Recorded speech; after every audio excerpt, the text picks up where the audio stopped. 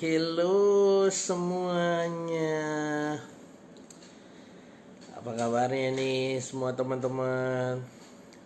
Ya, hari ini kita akan bahas tentang 3 alasan kenapa bisnis atau usaha bisa bangkrut. Ya, semoga ini bisa menjadi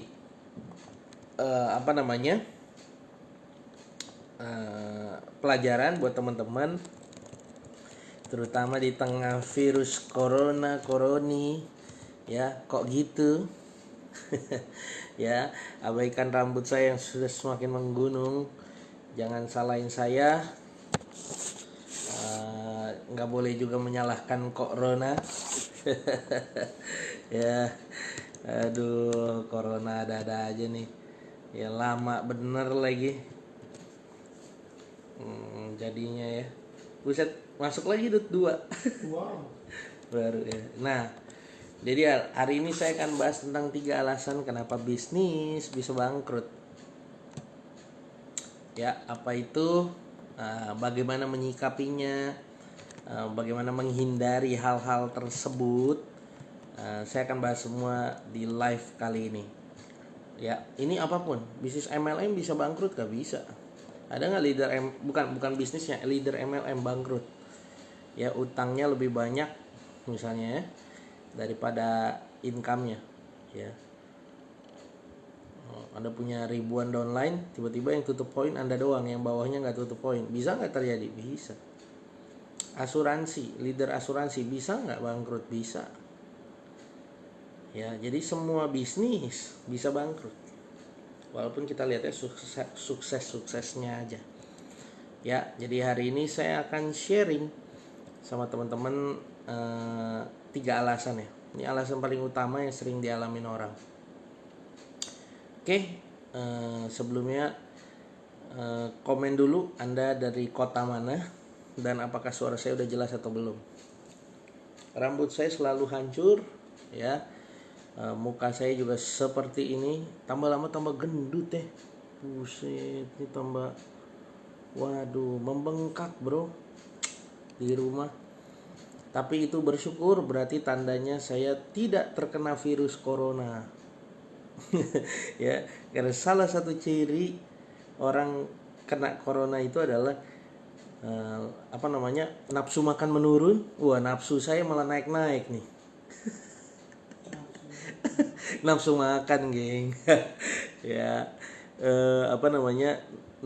salah satunya ya, nafsu makan menurun. Yang kedua adalah indera penciuman dan perasa Anda berkurang. Gitu. Makanya nih satu rumah saya kentutin terus. Kalau sampai ada yang bilang kentut saya nggak bau, ya berarti itu suspek corona. Gitu ya. Oke. Komen dulu Anda dari mana nih, sedang apa dan di mana, cila dirimu berada gitu.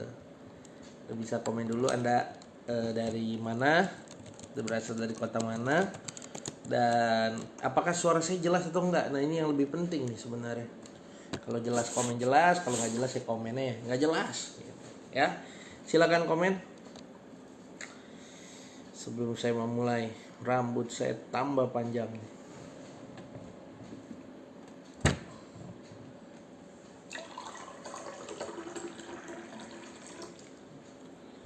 Ya, jangan jempol doang, komen, woi komen. Live dari mana Anda ini, orang-orang ini yang nonton. Ya, sambil minum ya air putih biar sehat, cie gitu. Kenapa coach nggak live jam 8? Rame jam 8, buset dah. Di Instagram rame, di Facebook rame. Bingung mau nonton siapa atau enggak. Jam seginian aja paling saya doang. Yang nonton juga manusia-manusia terpilih, ya kan? Yang nggak bisa tidur. Gitu. Ya enggak.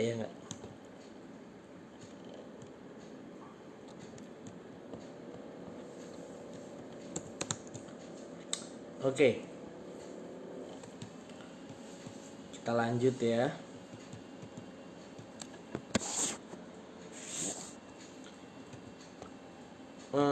Corona oh iya, iya, oke. Saya nggak mau bahas corona, saya nggak mau bahas virus itu ya. Kemarin saya bahas virus itu, live saya di blok sama Facebook. Waduh, ngaco deh. Ya kita bahas yang aman-aman aja ya. Oke, udah. Yuk kita mulai. Anda nggak perlu kaget, nggak perlu bimbang bahwa ini bulan apa? April. Oh, Maret ke April ya. April. Di bulan Mei lebih tepatnya nanti di bulan Juni akan banyak bisnis yang bangkrut. Ya, akan banyak bisnis yang bangkrut. Jadi ada 3 alasan kenapa bisnis itu bisa bangkrut dan Anda harus memahaminya. Yang kurang asem adalah beberapa bisnis yang sebenarnya belum besar, belum kayak Astra dan lain sebagainya gitu ya. Tapi dia punya pola keuangan yang bagus banget sehingga dia aman-aman aja nih gitu. Nah, saya juga baru belajar ya. Nah, sekarang kita tiga ya yang menjadi alasannya. Yang pertama yang akan bangkrut duluan adalah yang pertama yang cash flow-nya berdarah. Nah, cash flow-nya berdarah itu apa? Yang cash flow-nya berdarah adalah begini. Yang mereka keadaan normal aja rugi. Keadaan normal aja pendapatan sama pengeluaran lebih gede pengeluaran. Nah, kena krisis kayak gini, akan lebih amsyong. Betul nggak? Benar. Ya udah nggak ada harapan bangkit. Ibaratnya orang main tinju, ya darahnya udah tinggal dikit, tuh udah ditonjok sekali, udah langsung tergelepar. Ya banyak nggak bisnis seperti itu? Banyak. Anda tahu yang banyak bertumbangan saat ini apa? Startup. Ya, dari tahun lalu memang minus. Ya, duit investor dipakai untuk ekspansi. Sekarang tambah corona hancur. Banyak kayak hancur, banyak.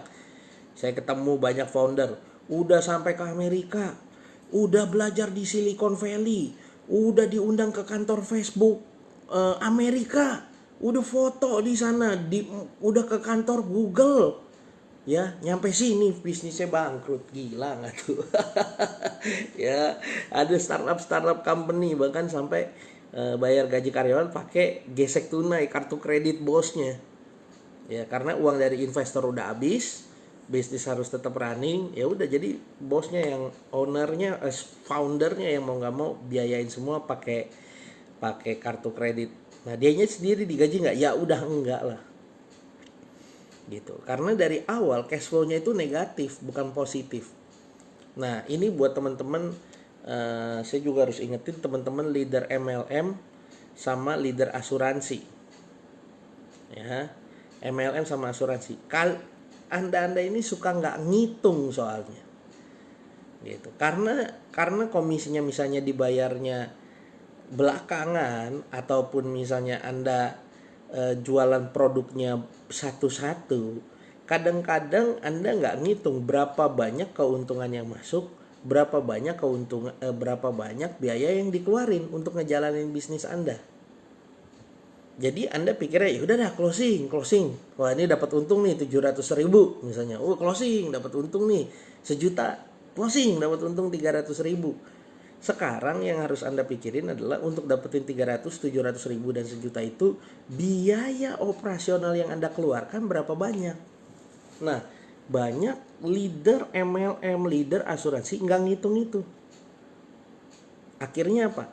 Kesannya dapat omset banyak, tapi kok sering ngerasa di rekening kurang terus.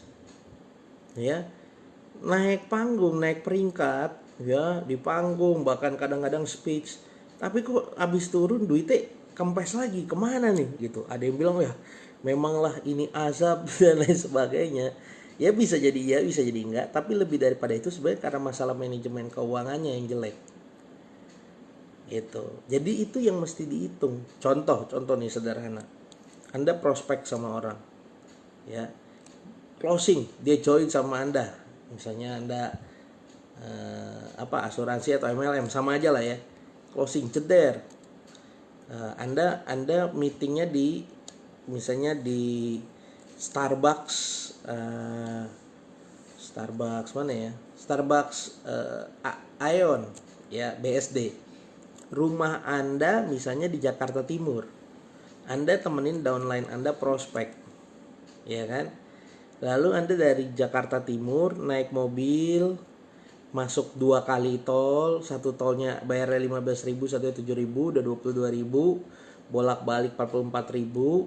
Ya, bensin mobil Anda 100.000, 144.000, sampai di Starbucks Anda beli kopi 50.000, udah 190.000. Lalu Anda prospekin orangnya, Anda juga gak enak karena Anda leader gede gitu ya, Anda bayarin dia beli Starbucks, tambah lagi 50.000, udah 290.000 tuh ya. 290.000, ngobrol-ngobrol, cicet, habis itu Anda selesai dan akhirnya Anda closing. Setelah closing Anda makan siang, makan berdua sama downline Anda bayarin lagi downline Anda, makan berdua 100.000, habis 400.000 di hari itu. Dan orang yang Anda closing ini tuh, apa yang terjadi? Ya, dia join ya, tapi komisi buat Andanya itu cuma 50.000, karena kan sponsor langsungnya misalnya si downline Anda. Nah, di situ Anda tekor. Ngerti nggak? Jadi tetap aja apapun bisnisnya, Anda mesti hitung pemasukan Anda berapa, pengeluaran Anda berapa. Nah, kalau minus itu pasti gampang tekor. Negative cash flow namanya. Anggap ya. Pak Yes pernah tekor nggak? Pernah lah, semua pengusaha mah pernah tekor. Semua orang jualan pasti pernah tekor. Ya, pernah nggak sesuai dengan hitung-hitungan. Terus juga terus juga selain itu kadang-kadang di main income saya nggak pernah tekor. Segala sesuatu yang saya kontrol pasti nggak akan tekor. Tapi di luar yang nggak saya kontrol kadang-kadang juga tekor. Ya, saya suruh orang lain yang jalanin, orang lain yang pegang, nah kadang juga bisa tekor. Tapi intinya adalah karena nggak punya perhitungan yang presisi. Sebenarnya untungnya berapa, lebihnya berapa, pengeluarannya berapa. Nah, itu masalahnya. Kalau dari awal udah punya negatif cash flow, kena sama zaman sekarang apa nih namanya nih, krisis virus corona, jeder habis gitu ya. Itu yang pertama. Yang kedua, kenapa bisnis bisa hancur? Ya, yang kedua adalah apa? Gaya hidup ownernya. Ya, bisnis akan gede ya. Bisnis yang gede, kita ini harus milih, kita mau gedein diri kita atau ngegedein bisnis kita gitu. Nah, itu pilihan yang sulit gitu. Karena begini, kita punya profit 100 juta per bulan. Profit ya 100 juta per bulan. Profit 100 juta per bulan. 100 juta itu duitnya kita untuk ngegedein kita atau ngegedein bisnis. Nah, itu kadang dilema buat kita. Apalagi orang-orang yang start dari nol ya. Gitu. Gampang kok, kalaupun ambruk lagi gue tahu cara berdiri ini gimana gitu. Ya. Karena tapi sebenarnya yang bagusnya adalah kita ambilnya memang sedikit sistemnya gaji, selebihnya itu diputar di bisnis. Masih ada sisa. Ya udah, sisanya biarin aja di rekening usaha, jangan di rekening pribadi. Gitu. Makanya rekeningnya harus pisah. Nangkep ya? Jadi jangan sekali-sekali ngegedein pribadi dulu, tapi yang digedein bisnisnya dulu. Gitu. Sehingga apa? Ketika ada krisis, kita punya persediaan dana yang cukup.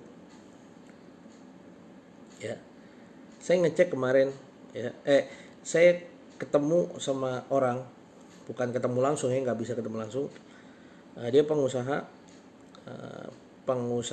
apa nih namanya, baju, main fashion ya. Dia cerita sendiri bahwa gara-gara corona ini ambruk ya, ambruk lebih dari 50%. Jadi misalnya omsetnya biasa 100 juta, sekarang ini ke 50 juta aja nggak nyampe. Ya, lalu pasti pertanyaan semua orang, waduh, bangkrut dong, tutup dong? Enggak. Wah, oke, enggak tutup. PHK karyawan dong? Enggak. Karyawannya lumayan ya, ada 10-an lah. Puluhan lah ada. Belasan. PHK dong? Enggak. Loh kok bisa? Bisnis dari 100 juta omset turun sampai tinggal 20-30 juta. Enggak bangkrut, enggak PHK karyawan. Yang pertama adalah enggak ada utang. Ya, dia enggak ngutang ke bank, enggak ngutang ke mana-mana. Yang kedua adalah apa? Yang kedua, dia tidak orangnya ini nggak mentingin diri dia. Jadi dia udah tahu bahwa akan terjadi krisis di 2020. Jadi sudah panjang dari 2 tahun sebelumnya dia udah nabung. Dia mobilnya standar aja, biasa-biasa aja, rumahnya juga biasa-biasa aja. Kayaknya masih tinggal sama orang tuanya, makan ya santai-santai aja hidupnya, nggak gaya-gayaan. Padahal bisa banget gitu ya. Ternyata itu proses dia nabungnya di mana? Di rekening usaha. Udah dinabung, pas ada kejadian kayak gini udah masih aman. Nah, yang sudah berpikir gaya-gayaan di awal sebelum corona, sekarang malah deg-degan, banyak yang tumbang. Sekarang nih paling enak nih, Anda lihat OLX. Mobil murah-murah. Gila. ya, gitu. Nanti habis Juni rumah murah-murah. Sekarang udah mulai murah, tapi nanti lebih murah lagi. Ya, jadi pengusaha tuh udah biasa lah, udah tahu, udah ketahuan polanya. Kalau memang cash flow lagi kebatas, pertama jualin dulu aset bergerak. Mobil gitu, mobil antik, motor antik gitu. Itu dijualin dulu, motor sportnya dijualin dulu buat nutup cash flow. Ya karena lebih cepat. Nah, pas sudah jual mobil, jual motor beberapa gitu ya, sisain satu buat dipakai keluarga. Masih kurang juga, nah itu mulai tuh jual aset gak bergerak, tanah, rumah gitu. Nanti lah ya bulan April, Mei, mulai Mei, Juni, nah tuh baru kelihatan gitu. Nah, itu yang kedua ya. Jadi yang kedua adalah yang pertama tadi memang negatif cash flow-nya negatif. Yang kedua karena ngebiayain gaya hidup ownernya ya gitu. Nah, yang ketiga adalah apa? Ada nggak bisnis kayak gini? Saya pernah ketemu. Ini orang hebat nih, orang top. Ini CEO-nya lulusan UI ya, pemimpinnya lulusan UI, masih muda luar biasa. Bisnisnya berkembang dengan sangat cepat sampai karyawannya udah hampir menyentuh 100 karyawan. Gila nggak? Ya, masih muda, cemerlang sekali. Dia ada hutang nggak? Tidak ada. Pakai hutang bank nggak? Tidak. Gaya hidupnya gimana? Naik kereta gitu. Waduh, sederhana banget.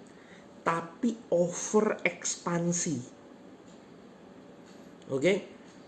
Duit start dari 1 juta, diputar ya, jualan 1 bulan dapat 100 juta. Dari 100 juta langsung mikir, yuk kita bikin unit divisi baru, ya kan? Divisi baru, langsung hire 3 karyawan. Ya, 3 karyawan ini menjalankan bisnis baru kita. Oke, mantap. Oke, setelah jalannya, dari 100 juta ini berkembang jadi 200 juta. Langsung, yuk kita bikin unit bisnis baru. Ya, unit bisnis baru. Kembang, ekspansi. Akhirnya sampai karyawan hampir 100 orang. Ceter, tiba-tiba kondisi terjadi seperti kayak begini. Apa yang terjadi? Tiap bangun tidur itu bukannya semangat, bukannya tersenyum, ketakutan. Loh, kok ketakutan? Ya jelas lah, bro. Ya kan, kenapa bisa ketakutan? Jelas. 100 orang, taruhlah gajinya semua standar UMR lah. Padahal enggak, udah bagus pokoknya struktur organisasinya. Ada supervisor, ada manager, ada general manager. Wow, udah keren banget deh. Anak kalau bahasanya teman-teman kita Ini bisnis anak kuliahan begini nih. Kalau bisnis keluaran tuh kayak begitu. Anak keluaran mana, keluaran UI, keluaran apa. Kalau saya kan bisnis kejadian, ya, jadi-jadian gitu. Jadi karena terhambat kehidupan, akhirnya mau nggak mau harus jadi jualan gitu. Nah kalau dia kan anak keluaran gitu. Nah, jadi udah keren banget. Tapi apa yang terjadi? Jeder, ya, masalah datang dan akhirnya tiap pagi bangun susah. Kenapa? Karena deg-degan. Taruh gajinya 3 juta per orang, berarti satu orang 300 juta. 300 juta dibagi 30 juta, 10 juta. 30 hari 10 juta. Berarti sehari harus nyari profit 10 juta. Di tengah kondisi kayak gini gampang nggak? Susah, ya kan? Ya kalau ditanya ada polanya, nggak ada sih. Ya, hari ini juga saya koloran aja di rumah aja 10 juta mah ada. Cuman ketika orang ini dalam kondisi tertekan jadi sulit nyari duitnya kan. Ya, jadi setiap bangun aduh harus dapat 10 juta nih hari ini. Aduh gimana nih? Besok bangun nih harus dapat 10 juta nih. Wah, gitu. Ya kalau jual produknya untungnya gede, kalau untungnya kecil aduh susah. Untungnya cuma 10%, aduh. Ya kan? Untung per produknya misalnya 5.000 ke 10 juta, berarti harus jual berapa tuh? 200 baru 2000 produk hari itu baru dapat 10 juta, gila nggak?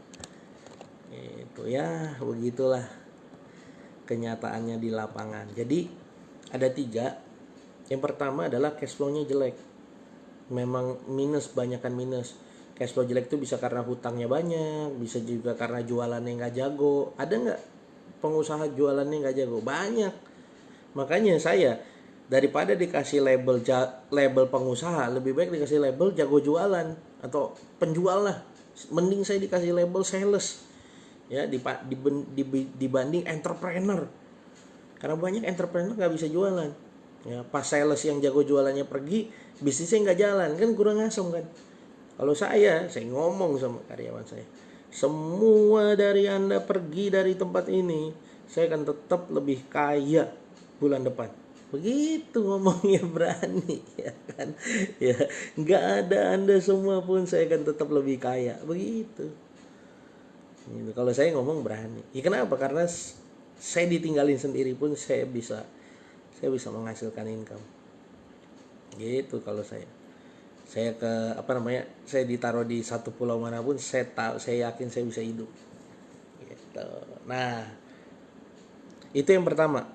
Jadi yang kedua, itu yang pertama ya, masalah cash flow dan lain sebagainya. Yang kedua adalah gaya hidup ownernya, ngambil duit terus, ngambil keuntungan diambil terus. Wah, itu parah. Dan yang ketiga over ekspansi. Kadang-kadang terlalu banyak ekspansi juga nggak bagus, ya kan. Nah, teman-teman kalau ada pertanyaan atau mungkin lagi usahanya gimana nih, lagi lesu dan lain sebagainya, solusinya gimana dan lain sebagainya, Anda bisa komen. Nanti coba saya sharing-sharing, saya kasih masukan buat teman-teman. Ya, silakan komen ya kalau ada pertanyaan. Hari ini saya makan 4 kali, goks.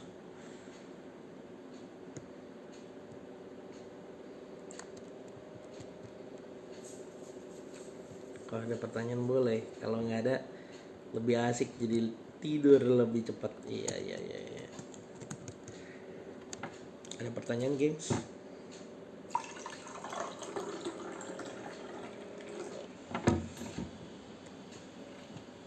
Sambil minum ya.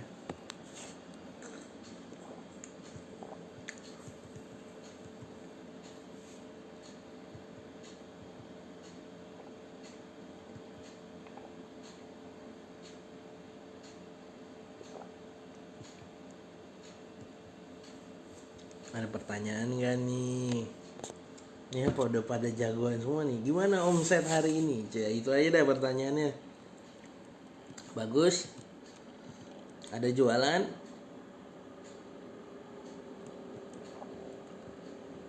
Atau hancur? Yang banyaknya yang hancur ya.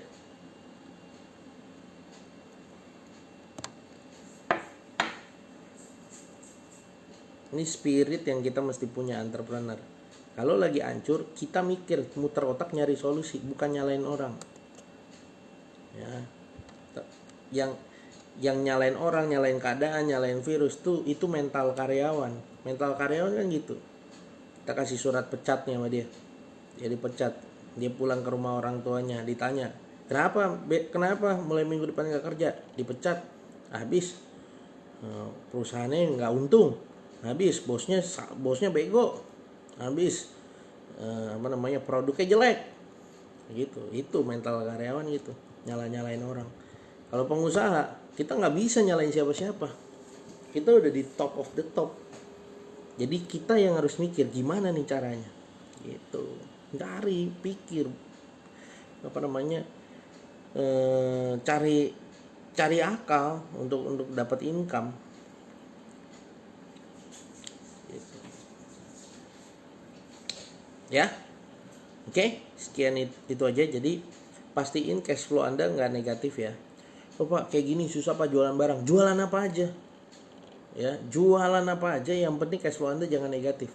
Kalau cash flow Anda udah negatif, itu udah tanda-tanda. Ya Pak, tapi utang saya banyak Pak. Utang apa? Cicilan mobil, motor. Balikin ke leasingnya, mobilnya, motornya. Anda nggak mati karena nggak pakai motor, nggak pakai mobil. Ya, balikin mobilnya, motornya. Pak, ya rumah saya juga ada yang kemarin tuh konsultasi.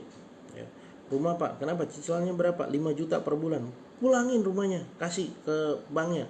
Bilang sama banknya, bang, udah ngidep aja di rumah saya. Udah saya balikin. Ya, ngontrak aja lagi. Waduh Pak, sayang. Nah ini, ya kan. Ya, udah ngutang sayang. Ya enggak gitu dong. Ya kan? Makanya dari awal beli apa-apa cash. Belum mampu, jualan. Mati-matian jualan. Ya, ajar, bangun mindsetnya begitu. Ya, lebih baik jungkir balik jualan. Dapat duit untuk beli apa-apa cash. Bukan beli dulu, DP-in dulu, baru jungkir balik, bayarnya gimana? Nah itu bahasa kasarnya, begonya di situ orang Indonesia. Nggak Indonesia, orang mayoritas orang lah di dunia ini begitu. Kenapa yang kaya makin kaya, yang miskin makin miskin? Karena masalah itu juga. Ya, cara berpikirnya salah, gitu, nggak tepat, mindset yang nggak benar. Jadi lebih baik jungkir balik. Lebih baik saya diblok orang, saya nawarin, saya promosi, saya diblok orang lain benci sama saya karena saya jualan. Saya dihina orang karena saya jualan, daripada saya dihina orang karena saya nggak bayar utang. Itu mindset itu. Ya, jangan kebalik. Pokoknya gimana caranya cash harus positif. Gimana caranya? Saya nggak tahu caranya. Cari tahu caranya gimana. Gitu. Jadi jangan kebalik. Ada orang kemarin datang ke saya, buset daftar utangnya banyak. Saya bilang, apa cita-cita kamu yang ngelunasin utang? Buset, utang banyak banget. Ini utang udah berapa lama? Bertahun-tahun. Gila lu, saya bilang. Masa utang bertahun-tahun gak ada resahnya hidup? Ya, masa nggak ada hati nuraninya, nggak bunyi? Ya, baru sekedar keinginan melunasi, baru keinginan. Saya lihat juga sampai hari ini belum praktek. Ya aduh, gokil. Itu. Ya utangnya banyak lagi, jutaan, puluhan juta, ratusan juta. Ya, utang rumah, utang ini, utang. Waduh. Ya, kalau saya balikin. Ya, kita nggak mati karena nggak bayar utang. Ya. Moga-moga kita bisa bahas soal utang di live selanjutnya. Oke? Sekian dari saya hari ini. Hari ini nggak terlalu panjang ya, supaya karena badan juga lagi pengen bobo cepet nih atau kenapa ya. Semoga besok bisa bahas, kayaknya hutang tuh menarik juga ya, soal hutangnya. Besok kita bahas ya. Semoga bermanfaat buat teman-teman. Sampai ketemu di lain kesempatan. Bye bye.